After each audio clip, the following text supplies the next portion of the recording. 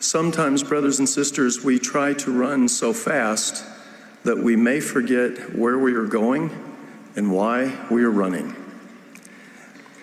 We can be too easily diverted from remembering and focusing upon essential spiritual priorities because of our many responsibilities and busy schedules.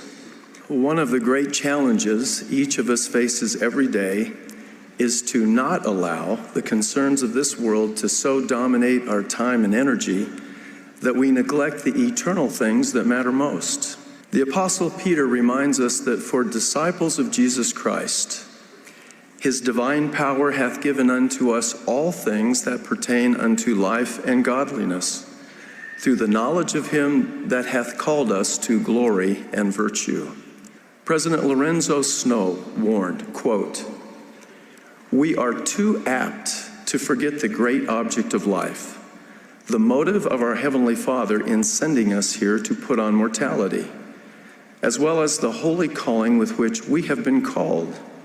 And hence, instead of rising above the little transitory things, we too often allow ourselves to come down to the level of the world without availing ourselves of the divine help which God has instituted, which alone can help us to overcome those transitory things."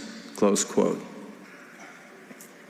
We easily can be overcome by the routine and mundane matters of mortality. Sleeping, eating, dressing, working, playing, exercising, and many other customary activities are necessary and important. But ultimately, what we become is the result of our knowledge of and willingness to learn from the Father, the Son, and the Holy Ghost. It is not merely the sum total of our daily pursuits over the course of a lifetime.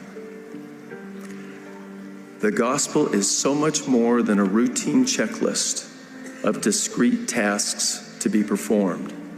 Rather, it is a magnificent tapestry of truth, fitly framed and woven together, designed to help us become like our Heavenly Father and the Lord Jesus Christ, even partakers of the divine nature.